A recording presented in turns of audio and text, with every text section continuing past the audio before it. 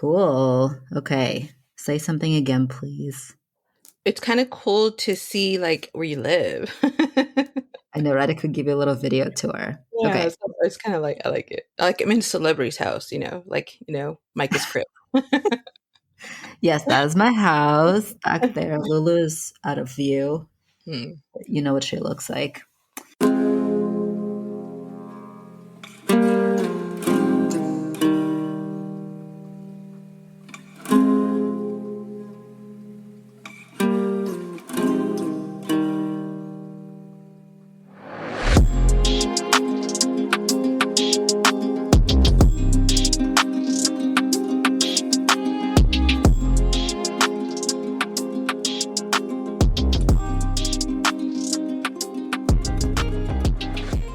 Hello, my darlings. Hello, dear listeners.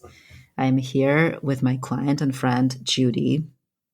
I've been tattooing Judy since 2009. I just looked it up, and originally it came to me in 2009, I believe, at Black and Blue. And then we took a break for a few years, and then you emailed me again, I think in 2016, and you said, "Remember the piece you did on me? I want more work." And so I've been tattooing you pretty much my entire career at this point.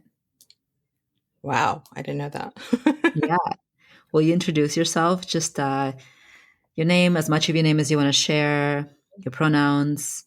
Um, I don't know what else, where you're from geographically or spiritually, and your favorite breakfast that you might like to have most days.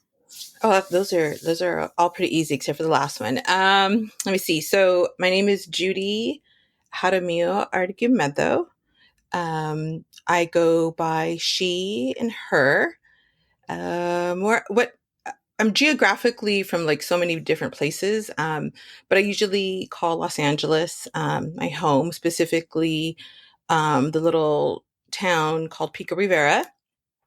But I'm also from New Mexico, and I like to think that my family kind of is all over the state geographically. I live here in the Bay Area, and I live in well, Los Altos, right next to Palo Alto. But I don't consider myself a Bay Area person. I think I've been here for like 14, 15 years. Um, I am a woman of color because, on podcasts that doesn't come out, you can't see me, but I'm definitely a woman of color. I am indigenous and Latina. Um, and different. I have a lot of some other different ethnicities, but those are like the two main ethnicities that I go by. Spiritually, I don't believe in God. I would consider myself an atheist. However, I do believe that there are like forces in the universe that are guiding, and that there are things that we can't explain. And I'm open to, like I think there's still spirits here, and I think there's spirit in everything. So that's where I am spiritually, but I definitely don't believe in like the one God system. Hmm. Cool. Oh, my favorite What's your breakfast. favorite breakfast that you would Um, prefer to have most mornings? Um, so I really it's just so boring. I like Greek yogurt. It's key lime pie. Greek yogurt is my favorite breakfast. Um, but I don't. But like I haven't had it for like a long time. But I don't know. I used to have sweet rice. They call it arroz con leche. Hmm. It's like Like a rice porridge, kind of, right? kind of, yeah. And I know some people use it like as like dessert, but that was probably like my favorite. My grandma used to make like a really big pot, and we would have it, but I haven't had that in a while. So I'm gonna say that's my all-time favorite. But right now it's like Greek yogurt, something really light. I'm not a big breakfast person. I'm more of a lunch. I love lunch. Okay. But you have your coffee. You're a coffee person. I'm a coffee person. I'm having like coffee like right now. It's decaf just because I love the smell and the taste and everything, but I can't have like coffee this late, but I love coffee. I have a big cup of coffee every morning. Cool. Yeah, I would not sleep if I had coffee right now. Um, well, tell me about your journey with tattoos. Like, as I said earlier, I've been tattooing for 15ish years coming upon, and you've been coming to me for like 14 of those years. So tell me about your journey. Not every piece you have I did, but I did a lot of your pieces. But tell me about your journey with tattoos over time, what it has meant to you, maybe why you feel the need to keep coming and getting tattooed over and over again. Yeah, it is kind of like a, I feel like it's kind of like a healing thing for me now monthly. But so when I was growing up, I grew up, a lot of my family members had tattoos on both sides of my family. On my mother's side, there definitely were people who were like in gangs and, you know, I would say criminals as well. However, I didn't always know that side of them. I knew them as like caring uncles, um, caring aunts and cousins and people who were really special to me. But they did have a lot of tattoos, and so I saw them not as a negative thing. Um, and then I really always kind of liked them, and I did have a lot of family members who went into prison. And when I was going to college, and they were like smart, the smartest people. I mean, I was the first person to graduate from college in my family, but I definitely was not the smartest. They were like super smart. They just didn't have the opportunities. And so when I went to college my first year, I started volunteering once a month to go to Vacaville prison and work with inmates. And I really wanted to do that work. However, just because my family was affiliated with that, I was a little worried they might connect me, right? But I also talked to a lot of the inmates like about like what tattoos meant to them. And I just kind of always really like just just like that whole idea of like having art on your body and really pushing away from like like the Mona Lisa and all these arts that last like forever, forever and ever. And I wanted to have something that like art to carry around with us, or that was temporary. I just like sometimes things that are temporary. I think there's a lot of beauty in that. um so then Temp- I wanted you to, said you said temporary, like temporary in the way of like the body is temporary and that the tattoos are temporary. yeah, Is that what you mean by that? that's what I Hmm. mean, like our existence here is not like forever, I right? know, but you know how people always like, this is forever, it has to be perfect. And I think that's really funny because it's the most temporary thing I potentially mean, that we create. well, that, yeah, I mean, like life is temporary. I mean, in the scheme of things, we're here for like a second, like Sure. But you know, like a lot of people could think of their life, right? Like that's something I kept hearing when I was coming up and tattooing, right? People would be like, it's forever. It has to be a certain way. I have to have it just right. Right. And I always there was a tattoo artist at my old shop who did a tattoo. I don't know exactly who it was. I just saw the stencil in like the pile of trash, but the stencil said, "This tattoo shall pass," oh, and I really? thought that was so great. Yeah, And like, I know, I love that. Like, well, I mean, I mean, I definitely can see why people like think that, like people who are like striving for perfection and they want to like get their money's worth for like forever. But I don't know. I don't.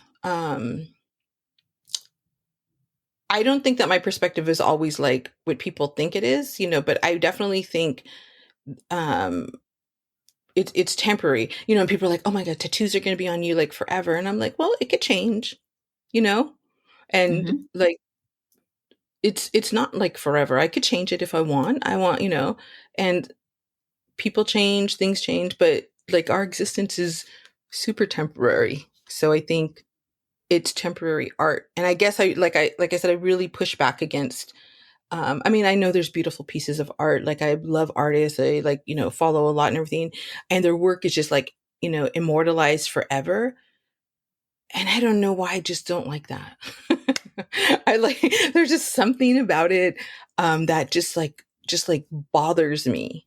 Like people who go and like stand in line to see like the Mona Lisa and everything. And I'm like, it's probably like lost its meaning. And people have put like so much into like that, because it's like, that's a forever thing, and I don't want that. I think I wonder, if what people find so compelling about like something like the Mona Lisa, it's less even that it's a forever thing and more that so many millions of people have seen it. I think people like the idea of being one of many that are having this very human experience of looking at this very specific piece of art. I mean, I wonder if that's what it is, that people are just like, this thing has been known through the ages and this thing was created like centuries before I was born and now I get to see it. Like there's some connection with humanity through that. I've never seen it, so I don't know. And I don't have a dream to go to Paris and go to the Louvre and see that Yeah. piece. I don't care. But I wonder if Yeah, that's what it is. maybe I think so, but I definitely don't have that desire. So I think maybe I'm just not getting it sometimes. I mean, there are definitely things that I want to see in the world. And I know lots of people have seen them, but definitely not that. So I think it's something that maybe I just don't understand, or I'm just not getting that perspective. But for me, like this is like art on my body.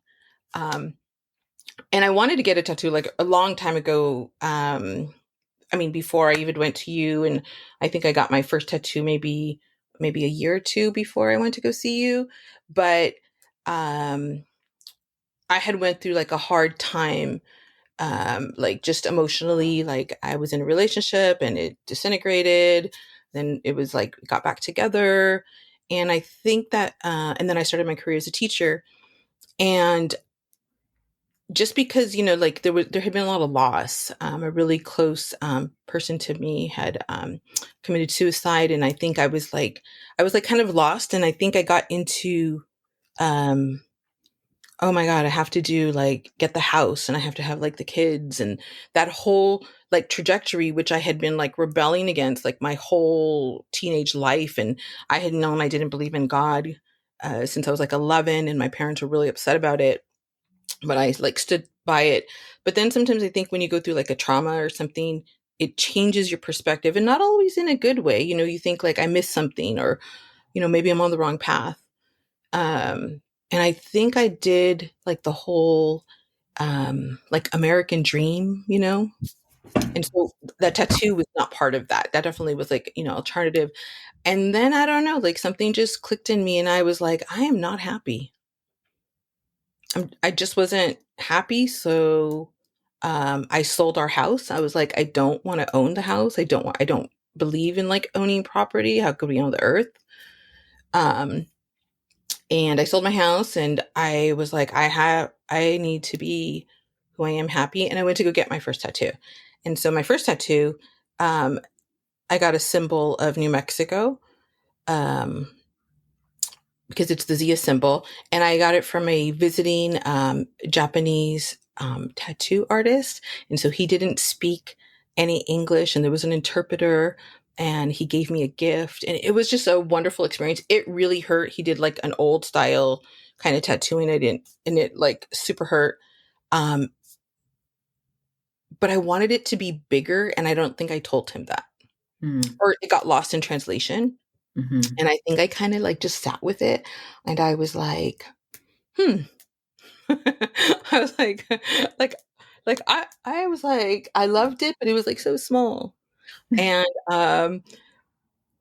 like I just remember like people kind of like in my family were like, why are you going to do that? It was just, and I was like, there was just like these expectations of me, because I had been living like that life for like a good 8, 9 years, 10 years, almost a decade. Um, You mean like the American dream dream, life, yeah, like the like yeah. doing everything. And um I just decided like I wanted to take my life in a different direction, and I decided to change everything. And I was like, you know what? I really want a tattoo, because to me, one of my most important people in my life is my grandfather, and he was already getting a little bit ill. And I was like, I want to have a tattoo to like just honor him. He came from Mexico. He was what they called a bracero, and a bracero is somebody who works with their backs, but it was government program. The United States went into these states where the people were really poor, and they recruited men to come over here and work in the fields. and they called them braceros, and they would give them, like, they'd come over here, like, make money, and they'd, like, send them back. It was like the worst part of, like, labor. And my grandpa was one of them, and he came over when he was 29 years old, and he met my grandmother, who was 47. Oh, And wow. yeah, and she had already had 7 kids. Um, and her husband had been murdered. And, he came over and they met, fell in love. And she got pregnant, and it was my mother. And, they got married, and he was undocumented. And he, like, got deported several times, and, they worked in the camps. And my other uncle, who, for my grandma's other kids,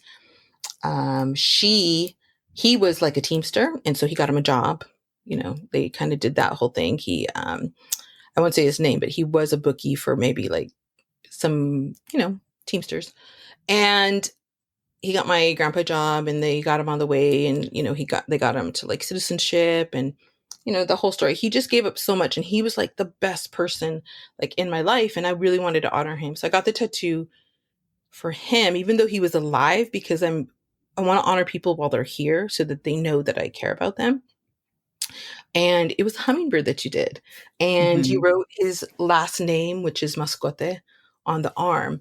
And, like, I don't get to see it a lot because it was on the back.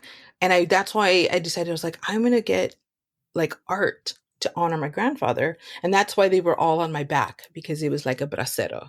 Like, I didn't have to work hard like he did, like sweat, wake up at 5 in the morning. And, you know, he was a migrant farm worker, and then he was like a garbage man. That's the job he got. He would wake up at 5 and pick up garbage, all over. He worked his back, and I decided to honor him by putting art on my back that was beautiful. Hmm. And I don't know what the tattoos did, but there was something about the whole process. Like, it was amazing with you. I don't know if you remember, but, like, you were playing like Russian, I don't want to say Russian pop, like what was on the radio, or I don't know, Sounds like something I would play. you were, like, playing it. And I had went in and I gave you the little design that my daughter had drawn. And I asked if my daughter could come. She was like 8th grade. My oldest daughter, she wanted to go. And you don't know, but, like, I was like, oh yeah, I'm gonna go get a tattoo. And all, like, my mom and everybody was like, oh, and you're gonna take your daughter, she's gonna like them. And I'm like, and and I was like, so she, she liked him. So you were like, sure, she can come in. And we sat there, and it took, like, a while, and you, like, talked to us, and you talked to her, and you were kind of, like, telling her, like, how it goes and everything. And it was just, like, a wonderful experience. And I was like, oh, okay. And I really, really liked it. And I really had wanted to get tattooed by, like, a woman. Like, that was really important to me. Like, I didn't realize the first tattoo, it was, Japanese, and he was male, but I was very uncomfortable with it. So I wanted to get tattooed by, like, a woman, cuz, like, I didn't realize what an intimate experience it can be. And I know people, like, walk in shops and get tattoos and everything, but for me, I was like, this person's going to be, like, touching my body, leaning on me, being in my space. And so I wanted to be in a space that I felt safe. And I didn't always feel safe with, like, men, or, like, I guess I'm not going to just say men, like cis men. Uh, Hmm. and so it just was, like, such a, like, great, like, experience, um, that I decided, that I wanted to continue to do it. And I did take a break. And the break was, we were, like, my husband and I were, in the middle of, like, going to school. It was really, like, about, like, economics. But once I was like, I have money again, I got a better job, I'm going to go back. And I'm not putting everybody through college. I had to put myself through college. Because I went back to school to get my degree. and I wanted to celebrate my degree by getting more tattoos. And then you've like done so many um, on me. And my dream tattoos is to have like one full sleeve, um, and like for like my whole back to be covered. But I guess we're Mhm. getting there. I didn't realize how much time a sleeve was going to take. I thought it'd be done like in 4 sessions. I've learned like so much. So that's like my tattoo journey. Now I'm going monthly to do it, and I do think it's something that I look forward to, and that I guess like taking um I don't know. It's like for and this sounds kind of weird, but I feel like it's my own voice, even though it's not like saying anything, and I can choose like to cover up, or people ask and I can choose to like talk to them about it or not, but it's giving me a voice that I didn't know I needed. Does that make sense? How has the experience of getting more and more tattooed changed your relationship with your body? Or has it affected your relationship with your body? Yeah, like um like I said, I definitely grew up like in like with all these like ideals of like how things should be. I don't think like that anymore at all. Like I'm trying to decolonize my whole. I grew up in the American education system, so I'm trying to decolonize everything and everything that's put upon us.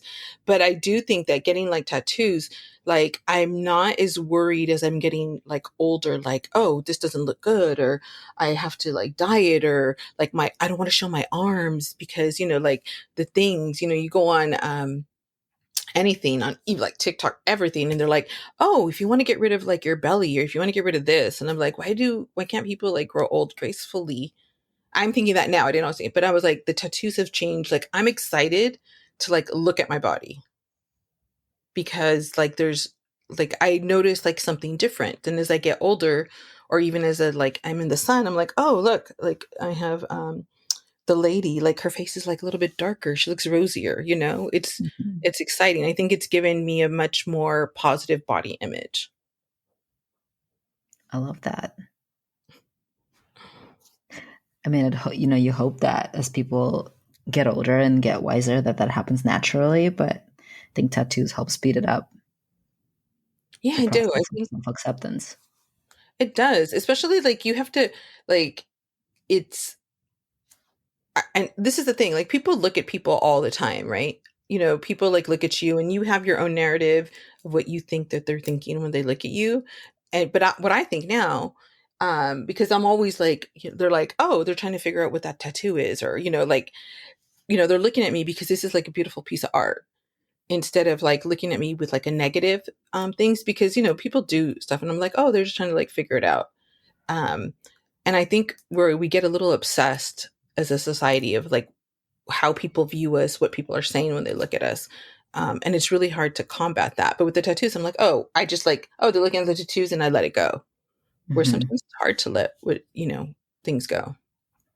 Do you have a lot of random conversations in public with people who either notice your tattoos and ask questions, or who have also tattoos and go like, "Look, check me out! I have tattoos as well." Like, do you have a lot of those kinds of conversations in public? Um, yeah, I think so. I mean, it like I have to say, um, it depends on who comes up to me if I'm going to have the conversation or not. Right? Hmm. So, like, if it's somebody with tattoos who comes up to me, like, I definitely have that conversation and, we kind of talk about it. Um, and like, other like people, if they're like in a nice way, but sometimes I think people just come up. I have to be careful. You know, when they come up to me and I've had the unfortunate, things, they're like, oh, what is that tattoo for? And they're like, oh, and then we'll talk more and they're like, oh, you're in education. Should you be having tattoos? And those conversations, I can tell when they're coming. I just like shut them down. Like those, I'm not interested in having it. Like, I'm not interested in people Yeah, like judging me.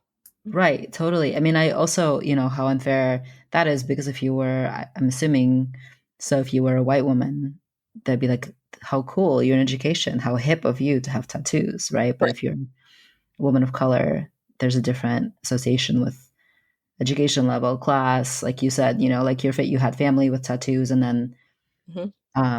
when you went to college and you became like you got the American dream kind of under your belt, your family was like, you can't have tattoos because now you've basically risen up through the ranks of class. Oh yeah, I definitely think. I mean, when I started getting the tattoos, like the hummingbird and stuff, and like they're hummingbirds and they're flowers, I definitely like would get questions like, "Oh, were you like in a gang? Were you like this?" And I knew I was like, I know that it's because I'm a woman of color that I'm getting those, and Mhm. I would tell people, and they're like, "No, people don't ask you that," and I'm like, "They do, People they do." literally have never asked me that or any white person that I know who has tattoos. So yeah. Yeah, I definitely like get that, and I know your viewers can't see me, but I was like, I'm always like that person, like, oh, you remind me of somebody, and I was like, because I feel like I have a very like typical like LA face, which I love because I think LA women are beautiful, but I definitely get a lot of what people like assume of like my background or things when they see the tattoos.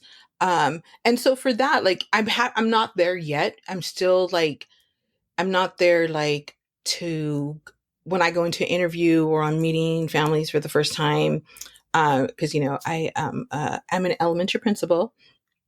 Yeah, um please speak about your job so people yeah, so understand.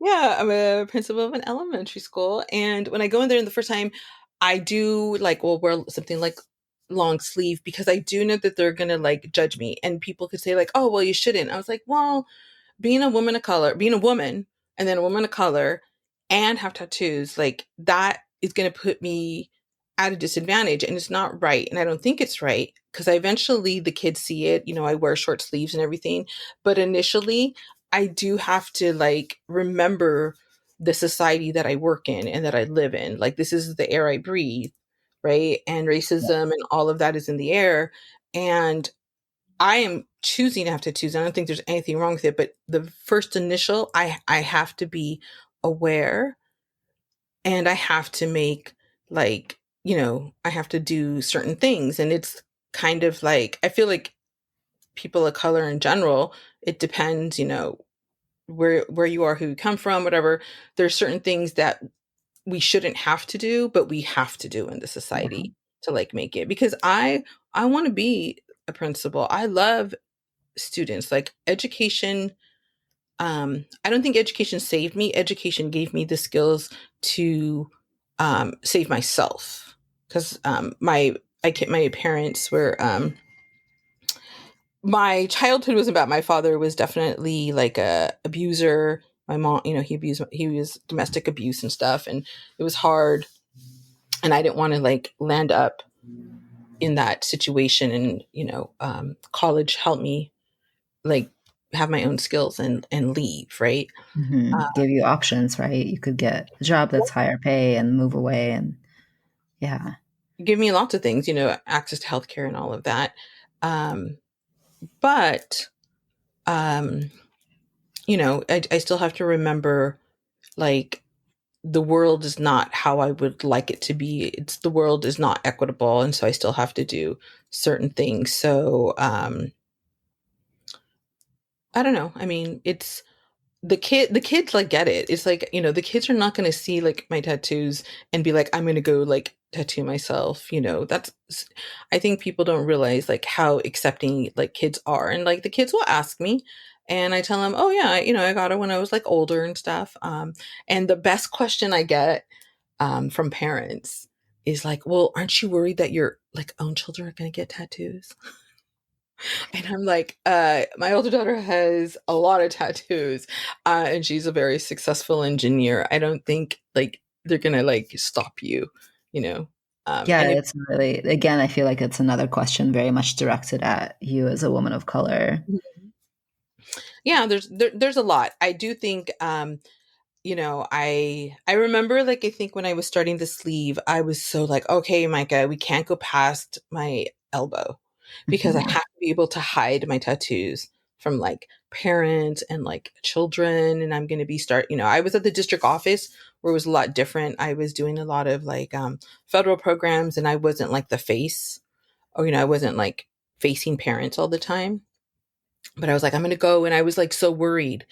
um and as like I got more into my career and working with kids, and I'm like, why am I worried? What like why can't I, as a woman of color with tattoos, walk in and do all the things that I'm doing as a principal, and then the kids will be like, hey, you can I could be like somebody they could like take away those stereotypes, so that when Mhm. they like go somewhere, because they could be like, oh yeah, tattoos doesn't mean anything. My principal had tattoos, and like, she helped me do this, or she helped me do that. She was a woman of color. um Mhm. because I think representation is important. And I don't want to represent like all people have tattoos, but I want to be like, oh, if you have a tattoo, that doesn't mean like you're in a gang, right? Yeah, and I mean that's along the lines of what I was saying earlier. Like it doesn't mean that anymore, but people will still assume that if you're not white, seemingly from the conversations we've had. Yeah. So yes, as you said, like you shouldn't have to, but you do have to assume that people will judge you in certain ways and treat you differently in certain ways, and so you have to kind of like get ahead of that.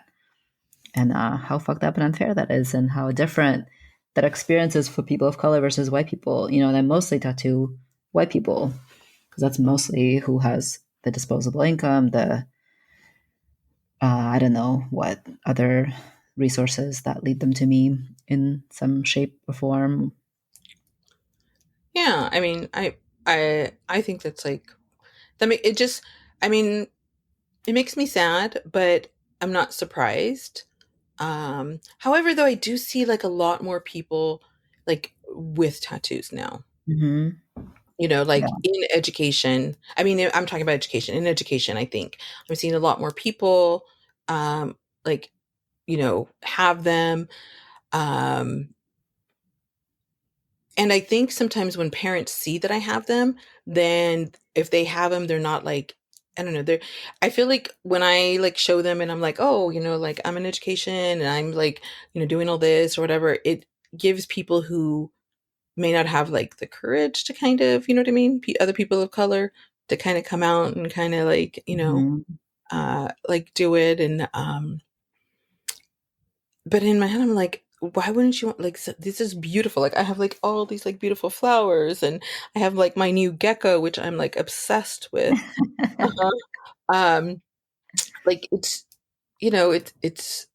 like beautiful, and it it's your body. But of course, like I'm like, why should anybody tell me what to do with my body? Yeah.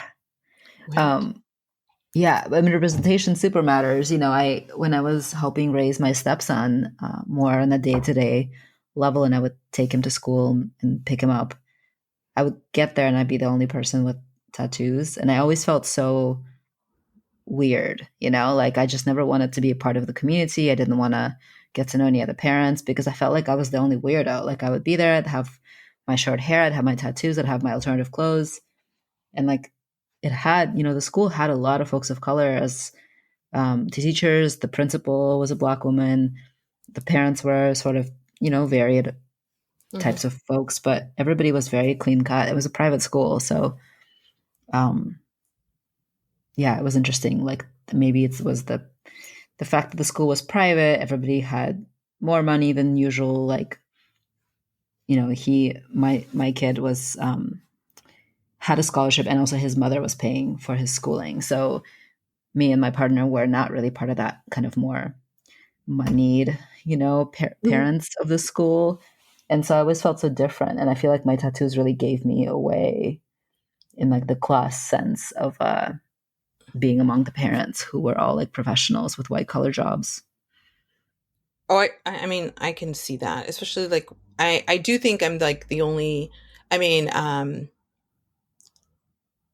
there are not a lot of people of color where I work. I'm one of the few. And then to have like the tattoos, like most of the administrators don't. The people who in education who I do see coming up with tattoos is more of like the young student, like the younger teachers. I Hmm. think I don't know what generation that's called, like the 25, 26 year olds. I'm kind of in awe of them. I kind of like love this new, I know people like feel differently about this generation, I but love that generation coming up. Yeah, tell me, how do you feel about them? I love them. I mean, they're definitely the generation that like I've been working with, right, since I've entered my this is going to be my 30th year in education, right? So they're a generation that are like I've seen grow up, and I like love them. I feel like they're like they have tattoos, they're doing their own thing. They're like saying I'm not going to go to college for you. I'm going to go experience life, and you know, they're out there like sometimes leading the protest, like during COVID they were, they're the ones voting. Like I feel like they've heard like a message. I mean, definitely there's not in the whole, country, but in certain pockets, like I think they're doing stuff, and I'm like out there supporting. I mean, during COVID, it was really hard. And when the George Floyd thing went out, I was like, well, you know what? We got to get out there.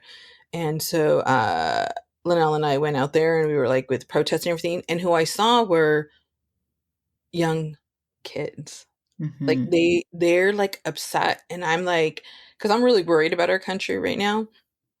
Um, but I'm hoping I don't know, they just give me a lot of hope. They're a little bit different, and they're the generation I see coming with like different tattoos, coming with like at least the people I'm seeing, like I do interviews for teachers, and we do it on a panel, and they're coming out like they're like, okay, well, as an LGBTQ part of the LGBT community. And I was like, wow, like in the interview, like Hmm. I like love that, like they're owning their identity in a way I haven't ever seen before.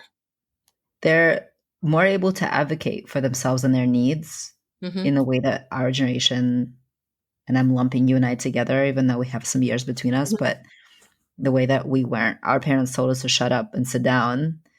And we, the ones who raised this generation, are saying, stand up for who you are, be who you are.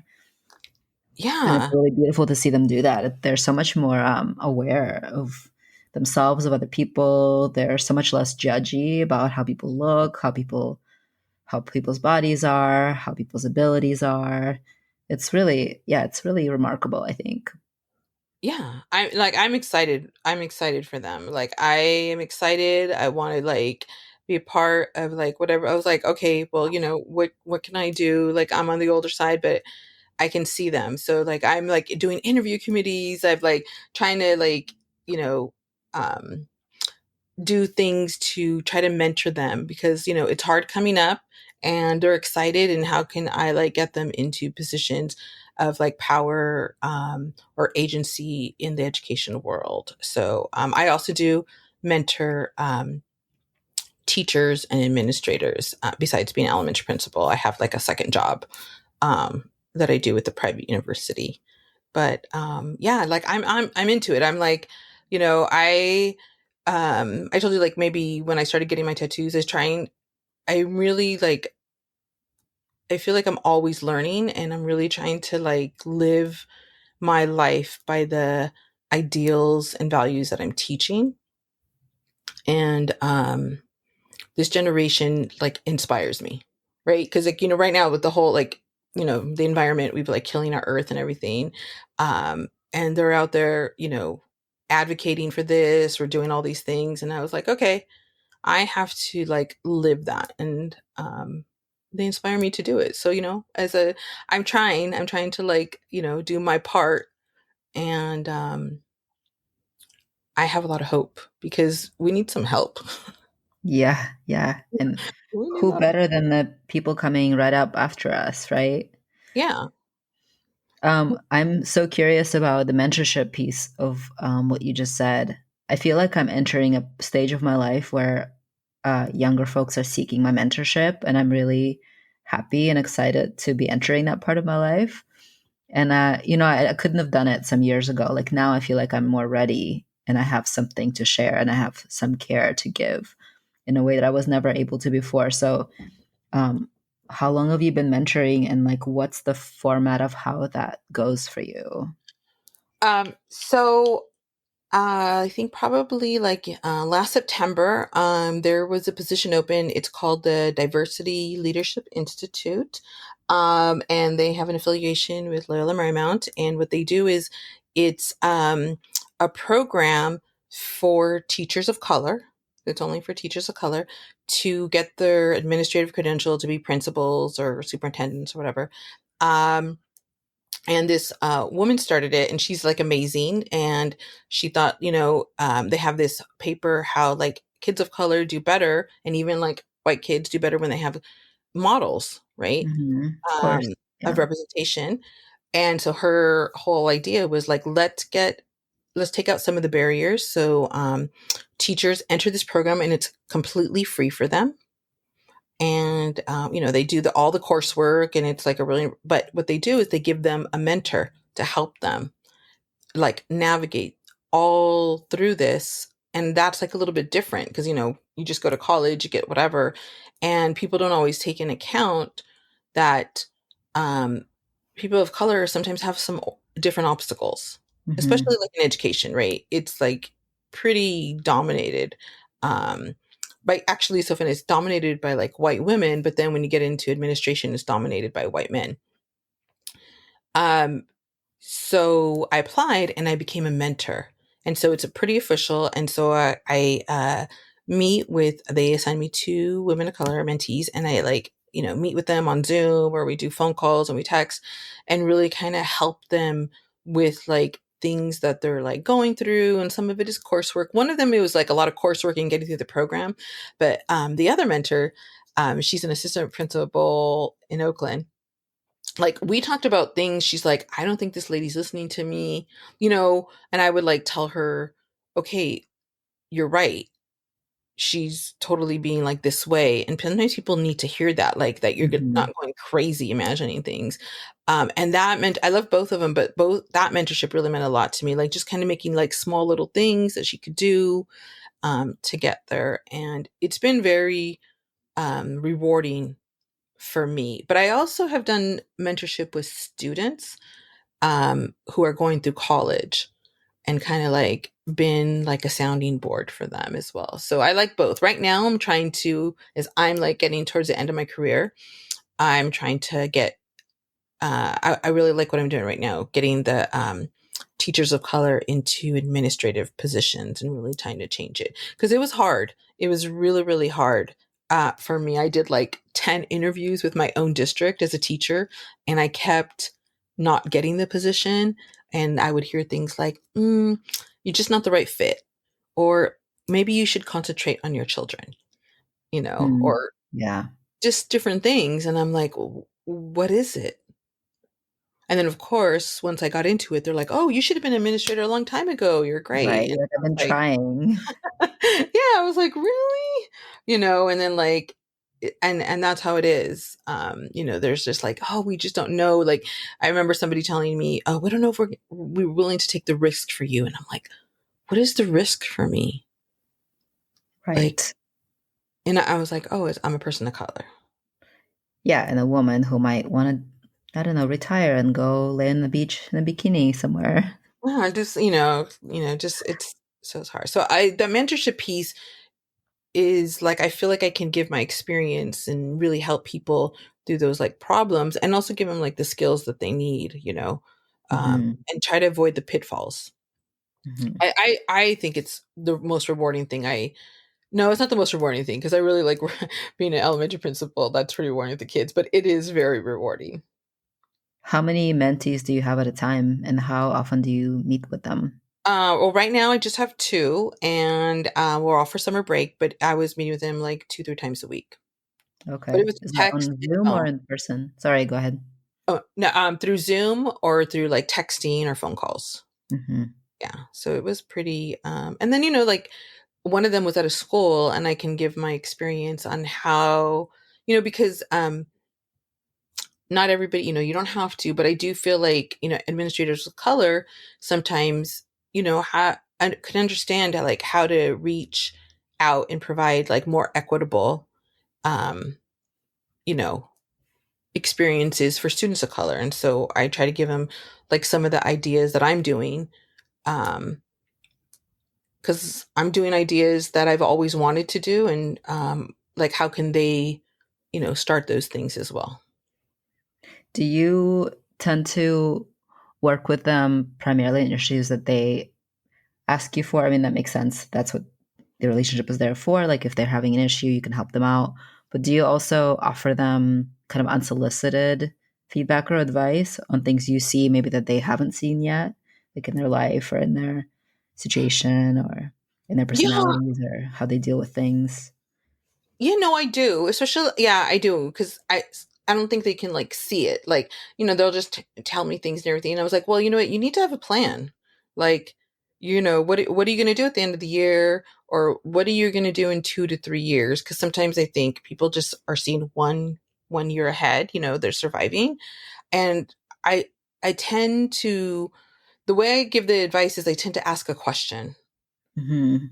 and I kind of see where their answer is, and I'm like, oh, okay. And so, and then just I keep asking questions, um, and then I kind of like lead them to when they ask me the question, right?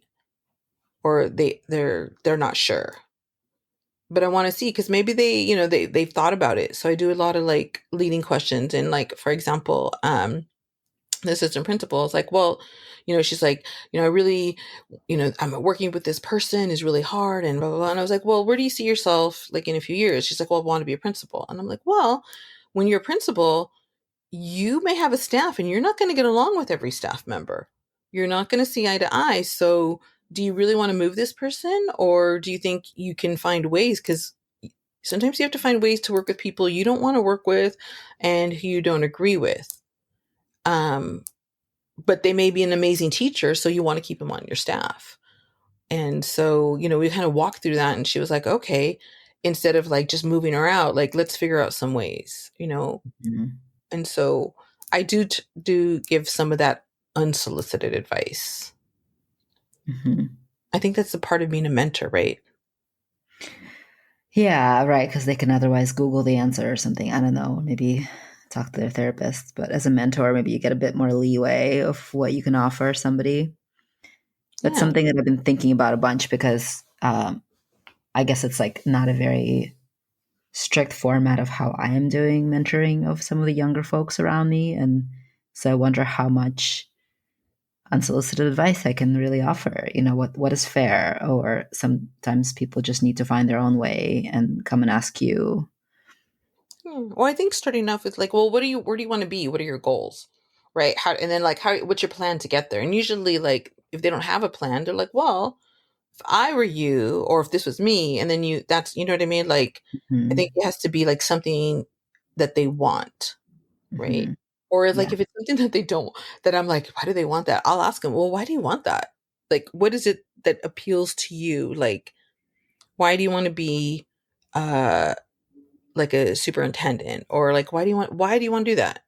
And like if it's like monetary, all right, then let's do that, and really kind of see. Or is it like, oh, I really want to help? And I'm like, well, if you really want to help, that's not going to help the school district. This is more impactful. Or Hmm. I want to help, like, what I think, really just trying to find out and asking those questions helps get me to the place where I can give them like advice. When I was a little kid and I'd be asked the question of what do you want to be when you grow up, I would always say teacher. But my reasoning, when you say right now, like you ask, why do you want to do this thing? And my reasoning for that was that I wanted to be able to give people grades because I felt so disempowered in my life as a little kid that I Hmm. wanted to have the power to judge someone's work, to say, you get an A and you get to be happy today, and you get a D, and so you get to be miserable today, right? And now, right, like I kind of can laugh at that little kid and also um, feel sorry for that little kid who felt so disempowered, that they wanted to judge people, to judge other people, Wow, um, you were being judged. because I was being judged and I was being made miserable by the teachers Mhm. around me, and other adults. But it's interesting to think back on that and be like, I at this point in my life, like, or even, when I got a little older, I was like, I don't want to decide somebody's fates. Like that's totally not what I want to do with my life. Right. That, yeah, I mean, well, I think, had somebody like maybe asked you or, okay, like, let's look at this, right? You kind of, I think the questions, the why, and Hmm. really getting into like, I think that for me, that is like the best tool. Like whenever I'm working, like even with like students, I just like to ask the questions and just try to like figure it out, right? Because people, like, you can assume things like, oh, they want to do it for whatever, and you don't know until like you've asked, right? Yeah. And I think it's, for me too, it's so funny, I don't think people asked me a lot of questions like why I was doing things, right? Hmm. Like, and the funny thing is, I think had people like asked me, like I probably would have told them. And I think it's like, just sounds terrible, but like it's a level of care, right? Like they care enough to ask. Um, and that's been always like really important to me. I think like, and that's why I'm in education, because I was like, there's been so many times where I was like, oh my goodness, like people need to care. And I was like, well, you know what? Like kids are super important. They're our future. And um, I can be there and I can like, care. I'm a hands-on principal. The Hmm. kids call me Principal Judy. And that's really important for me, like making that connection, knowing that somebody cares. Like I don't know everybody's home life, but when they come to my school, they know that like I care and they can come to me, right? And That's, the way they know that you care is because you ask the why, because you're curious to go beyond what's in front of you. yeah, one of the things that I do is I go to every student's home and I meet their parents. If they want to, they don't have to have me at their home. I call in, I like make an appointment and we go. But I feel like that gives them and me and the family, like, I care about you. We're going to have a relationship. This is important. Um, and then it gives like families who, don't have a voice. I'm there and they can ask me anything they want or tell me anything or say something that they may not want to say in like a general meeting. Um, and I go in, like, I have like 10 questions, and I don't know why I always go to like sets of 10, but I'm like, I go through my 10 questions and I never get through each question. Usually, like on the question like two or three, it's stopped and we have a whole conversation. And I find out like a lot about the families, Can and you it's give an always, example of a couple of your questions? um, okay. So, I go in and I'm like, okay, so, thank you very much. Like, and, you do the like niceties. And I was like, oh, okay. So I'll just say, so Micah, is like great third grade student. Like, what do you want this year to be for her? Hmm. And like, sometimes, like the parents sometimes don't know. Like they'll talk about themselves, or sometimes they're like, oh, we want to, I'm like, oh, okay, that's interesting. And I'm like, and like, how do you think that she's going to need support to get there? Like, what can we do together? And like, those are the questions that I don't think they've like thought about it. You know what I mean? Like, I think there's like all this, like the things that they have to go through, or like they're going to go, um, sometimes the kids are there and sometimes they're not. And so I'll ask the kid, okay, like, what is your favorite thing about school? Right? What would you change? And then when the change question, and I'm like, why? The kids come prepared, like they know I'm coming, and they're like, yeah. And I'm like, why? And after every question is the why. So I ask them those sort of like, questions. And then the one of the questions I get them is like, what what do you how do you see my role in changing the school? Or like, how do you want me to be there for you? That's And then beautiful. usually it's not even about me, it's about what they think the whole school is, but I represent that. Hmm. Does that, you know what I mean? Like, Yeah, that's beautiful. Yeah. and so those are some of the questions I have. And it's been really, like, for me, powerful. Um, like it's really given me an insight because I could go in and I don't like people telling me what I need to do. Like that's a I do not like to be told what to do. And I didn't want to go into my school and assume that I knew what families wanted. I I wanted to give the families what they wanted, but I couldn't assume that until they were all asked. Because what Hmm. I want might not be what they want. Hmm. Right. And so Yeah. I don't want to tell them to do these things when that's not even what they want. Right. Um, and so I went back to my staff and we've made goals on what we all want together. Like where are our commonalities, right? So we're not like the staff and I could be doing one thing and the families want another and the students want another. And then it doesn't work. Right. Yeah. How much longer do you want to do this work? Like, do you want to retire at some point? I do. I actually am going to retire in 6 years. Okay. Right. I've worked out all the financials. And however, I want to retire from being an elementary school principal and I want to like teach like in the university level teachers who want to become Okay. administrators. So continue basically the other job that you have, but at a higher Yeah, at a level of higher level, like mentorship. teach class and Yeah. just see like how long I could do that because that's like not every single day. It's like maybe once or twice a week. But I do want to retire in 6 years. I want to move back to the Los Angeles area. Oh, you do? Okay. Yeah, I'm not just it's a little bit and I think it's just because I live like on the peninsula. It's not for me as like I don't know, I just feel more comfortable in the Yeah. LA. Yeah. That makes sense. Yeah. Mhm. Returning to one's roots. Yeah. Um, so by the time you're like 65 or 70, how much of your body do you want to have tattooed? Ooh.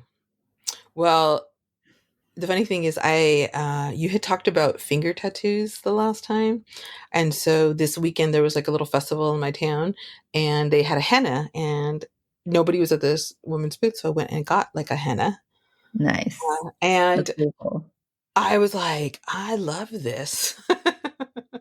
I like when I retire, my gift to myself is I'm gonna have Micah do my hand.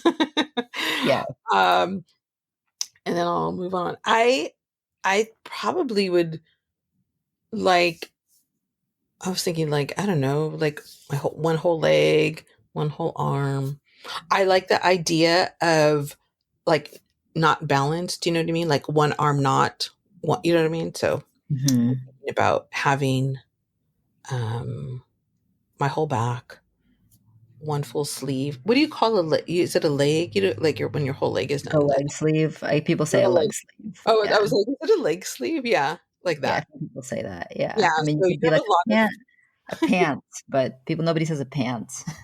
right. So you have a lot. Like you have still have a lot of work to do with me. You're with me for at Awesome. least the next six What years. about your chest? Um, I do have some like chest pieces. I would like, um, I would like my whole stomach area.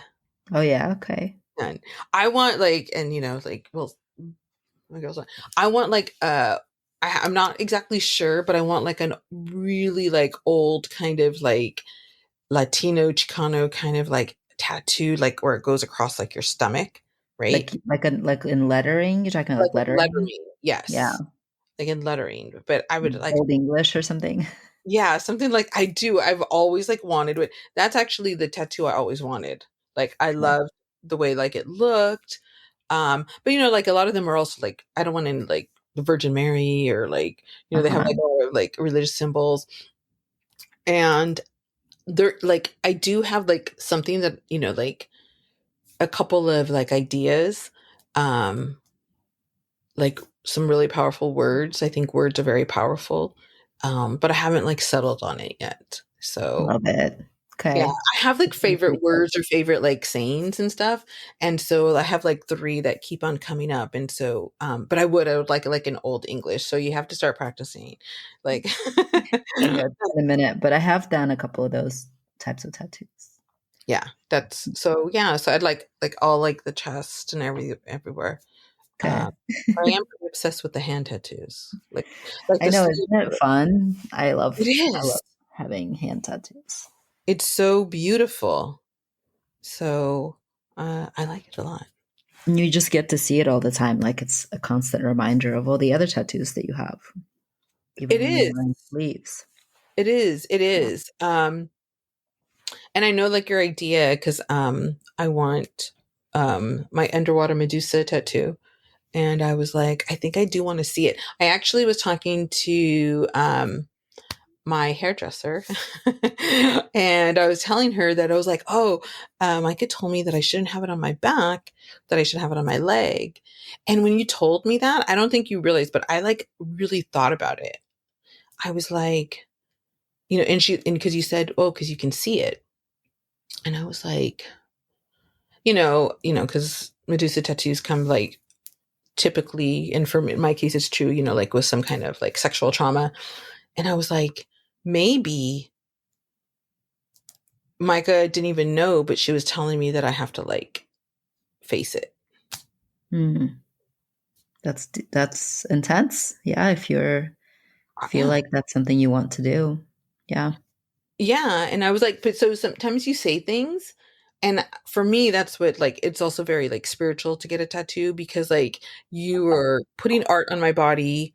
I'm like there, I'm in a very vulnerable position. And then you like say things and I like think about it because I think words have a lot of power. So like I came and I was talking to Natalie and she was like, is that what you think? And I'm like, yeah, I think I'm ready. I think I'm ready to face it. And to see the tattoo is mean that I have like forgiven myself because I think, women go through that. You have to forgive yourself. Mm. It's not like a warning, it's for me.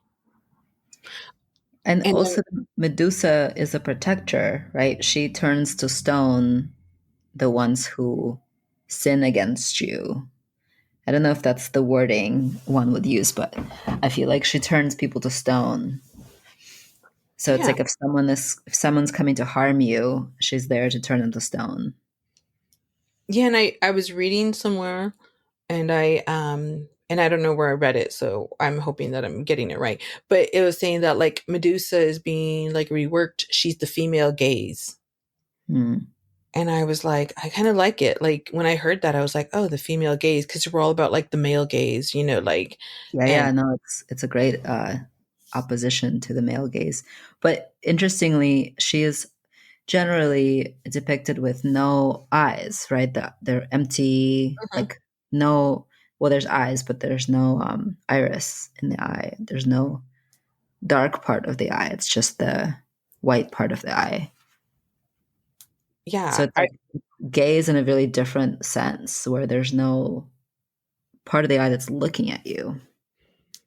but you know what I was thinking is like many of the artists who did it were male, like sculptors and I think like I like the idea of her taking her back. Like I was reading that she was like depicted as like very ugly, and I was like, what is that? What do you mean? Like she like just I don't think that's ugly. You know what I mean? Or like, trying to like I think the whole idea of taking like her back, like does she have maybe she does have like the iris, but they just can't bear to like create it, you know? I don't know. I feel like when you're there, you'll see if that's what you think. But I do know. I mean, I've been reading a lot about it, and I was like, oh, when they turned her into stone, she actually mothered two children, and I didn't know that. One is Pegasus, and the other's a warrior, and I was like, oh, I didn't like realize that, and I was like, I don't know, just been really into it. That's what I read all through vacation. Yeah, and I was like, Pegasus? I didn't, because that's definitely like a mythological thing. I was like, I did not know that Medusa was the mother. It was something like new. And I, it was just like really interesting. But yeah, so I mean, talking about my tattoo journey, like the words that are spoken or things, it has an impact. Um, and obviously not like if you're gonna go to get like a flash tattoo, because I want to do that just because I was like, I want to get like a little flash tattoo somewhere so I could say that I had one. Right? Because I was like, because my daughter's like, all your tattoos are so like deep and meaningful. And she like got like um a little chicken. And she's like, they're fun. Listen, you can get a silly tattoo either from me or somebody else, and you have space, you have time. You're welcome to get a silly tattoo. Yeah. And I was like, but the funny thing is, I was like, oh, I'll get like a little cartoon. And then I like think deeply about it. And I'm like, I think that's not the idea of a flash.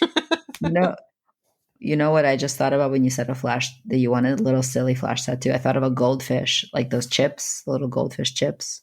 Oh, yeah, yeah. Like the little snacks. I thought Hmm. about a goldfish on your arm. Oh, yeah. Do something like that. Like something, because like my daughters are always making fun of me. Like, they're like, come on, mom. I was a tough mom, I think. They're like, everything has to have like the meaning and, like this and that. And so I was like, okay, I need to be a little bit more spontaneous. I mean, we've done some spontaneous stuff on your arm. You've let me do kind of whatever. It is. I do feel like Yeah, there, I don't feel like everything is so deeply meaningful. But yeah. yes, you can even go and do a thing with the kids together. You can get a fun little flash piece with them. I always back out at the end. I'm like, no. I think I was like, I know that's why I was like, no, because like we were in Chicago and Boston and everything. And I was like, no. Even when we were in Ireland, I was like, I'll get a tattoo in Ireland. I could say I got in Ireland. And I was like, just thinking too deeply about it. So, And honestly, it's not a bad thing to think about it too deeply. I went and got some random tattoos in Ireland, and the guy was kind of like, it was like a meh experience, it wasn't great. So, eh, it's okay to have the people you go to, the standards you have, like, I feel like whenever I veer away from that, from being like, I know that, I go to Hannah, she does amazing work. I'll go to Corey, he does amazing work. Like, I don't need to go somewhere else. yeah. I mean, I Yeah. could, and I probably will someday again, but like, I also don't need to. Yeah. It's, I think like I've gotten spoiled because I like the whole ambiance, it makes me feel at ease. Right. Yeah. And like when people who know me, it was like, I don't like to be touched. I'm not a hugger. Um, but I have a lot of tattoos because I feel safe. So I think that's probably it with the flash. But I was like, I do want something silly. So like maybe the next time I go in, just put like something silly and don't even tell me. Okay. Okay. Just You put know like what? We can be, I've wanted to do, fish bones. I've mhm, wanted a fish bone tattoo for a while, just also for a silly reason. Like, no, like there's no meaning. mhm, But it's like a little fish skeleton with a little fish head and fish tail and mhm, little bones. mhm. I love that shit. Little tiny, or like a little banana peel or something. Yeah. Anyway, yeah, can do Yeah. It just silly surprised things. me. And then I'll be like, I was surprised. It has like no meaning. Great. We can do that. That's fine. I love that. Yeah. Um, well, here we're coming to the end of our Mhm. sesh. I'm going to ask you my standard question that I ask everybody at the end. And that is, what is a small, tiny thing that's been making you happy lately? A small, tiny thing that's making me happy. It's actually my dog. So we have two dogs. One is primarily my husband's, and one is primarily mine's, Peanut. But it's not Peanut. It's my husband's dog. His name is Roscoe, and he was an abused dog, of like a rescue and everything. And he wasn't always like into me, like he was definitely one of those dogs. But he like something changed. He has been jumping up on the bed in the morning, which my husband does not appreciate, and coming and asking for pets from me. And it's a new No. behavior that started this summer. And it's the smallest thing. And the funny thing is, like, the way he does it is he like puts out his paw and he puts his head down and he looks like he's like asking for forgiveness and he just wants to be pet.